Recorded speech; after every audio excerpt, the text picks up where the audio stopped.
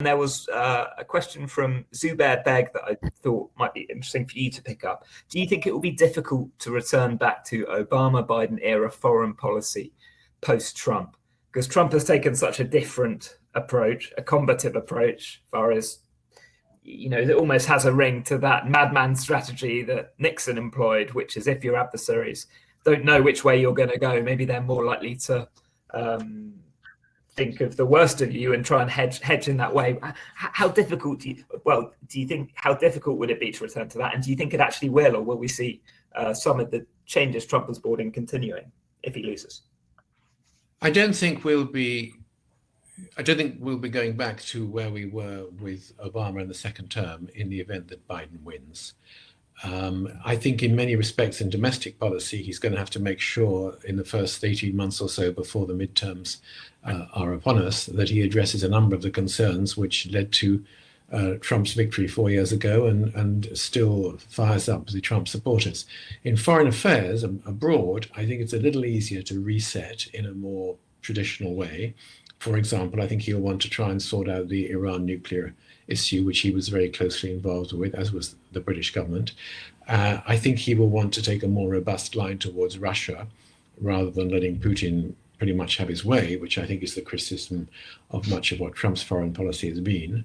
But one of the things that Donald Trump has done, I think, is draw attention to the threat, if that's not the wrong word, that China poses for everybody else. China is a major challenge, whether it is economic policy, whether it is flexing its muscles in terms of geostrategic realities and militarizing the islands in the South China Sea, human rights, and so on.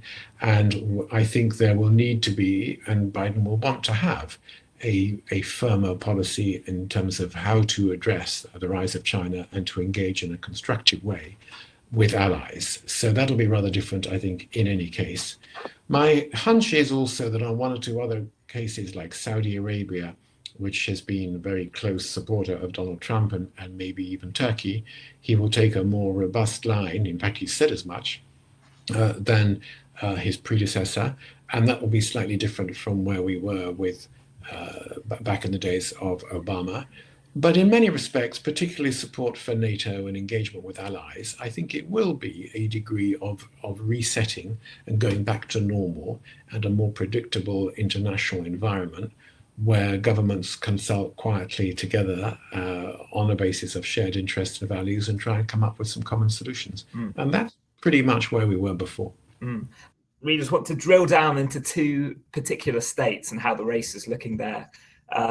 Benjamin Block asks about Texas and whether Texas could finally go for the Democrats after so many years in which they've talked up the chances of it going that way, but it hasn't quite happened. And Dmitry Kiselev asks about Pennsylvania. I saw the other day that Joe Biden has spent 10 days campaign, or he's done 10 trips to Pennsylvania, which is 3 times more any other state he's visited since the convention. So he's clearly putting a huge amount of work on there. Where do you see those two races and which way they could go? All right, Texas, Will can speak to this as well, but Jimmy Carter was the last Democrat to carry Texas. That was 1976. It doesn't seem that far away to me, but to many of you, it probably seems like ancient history. Democrats have failed every 4 years since 1976. Now it's getting closer. Ted Cruz, one of the 2 senators from Texas, almost lost his Senate seat 2 years ago in a midterm election. It's getting closer, and Donald Trump carried it by, I think, 9 points in 2016, as opposed to the usual 14, 15, 20, whatever year it is, whatever candidate. I still don't think it will go Democratic. I think it will be relatively close. If I'm wrong, it will be because there's more of a blue wave than we expect. The blue wave will lift Biden a couple of points in most of the key states, including Texas, and that might be enough to win. There'll have to be a tremendous Hispanic turnout, though, tremendous Hispanic turnout for that to happen. So I still put it in Trump's camp, but we lean it to Trump rather than putting it solidly in the Republican column, as we would normally do. Whether that is the wave of the future, we'll have to see what happens in 2024. But Texas, I think, still leans to Trump, but I don't think any of us would be completely shocked if it happens. But I'm just tired of hearing every 4 years, mainly from Democrats, Will, that Texas is right about to go. It's over. Finally, the change is happening. It's voting Democratic, and, Chicken Little, the sky's falling and it never falls. Pennsylvania is absolutely critical in this election because as we focus on Florida maybe too much, Pennsylvania, Michigan, and Wisconsin put Trump over, of course, 4 years ago. Pennsylvania is the one where probably it's the closest of the three. Now, Biden is still ahead in the polling averages, but he's ahead, 4 points maybe, 4 or 5 points, some cases less than that. I've seen a lot of +3s. So, you wonder about that one. Now, Trump only won it by, I think it was 44,000 votes, which in Pennsylvania is nothing. That's a big state, big voting state.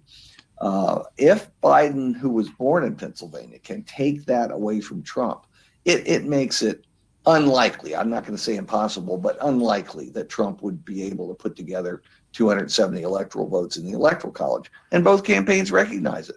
They're both in there constantly. I think yesterday Trump had 3 separate rallies in Pennsylvania. By the way, people ask, why isn't Biden on the campaign trail? And he's not. I mean, he's out there, but it's a fraction of what Trump is doing. It chimes with somebody who's been asking questions in the chat, which is Kieran, about Joe Biden's age and Kamala Harris, the vice president. Biden will be 78 on day one if he wins, the oldest president ever elected to office. Trump campaign have ruthlessly been zoning in on his age, suggesting that he's fading mentally somehow, and much more stronger, more controversial claims as well. Should we not be talking about Kamala Harris and what she would bring as vice president and potentially a future president? She'd be the front runner whenever Joe, if he wins, does step back. Do people have any views on that? Well, if you're asking whether Joe Biden will survive 4 years, who knows? But you're quite right that Trump has failed to fail to make Joe Biden's alleged feebleness and cognitively diminished state a big issue in the campaign, and Biden was able to do enough in the debates to dispel that idea. And my own guess, and this is a wild guess based on absolutely nothing, no empirical evidence, but that Biden's going to be a one-term president, and that he may not want to serve any longer than that. He's saving the country from Donald Trump. That's his mission, and if he wins, he will be beloved for having done that. And he is visibly, who knows what the future will bring. But as long as he's there, he will be running this administration, and it will bear the stamp of the kind of pragmatism that he's expressed from the beginning, as far as I can see.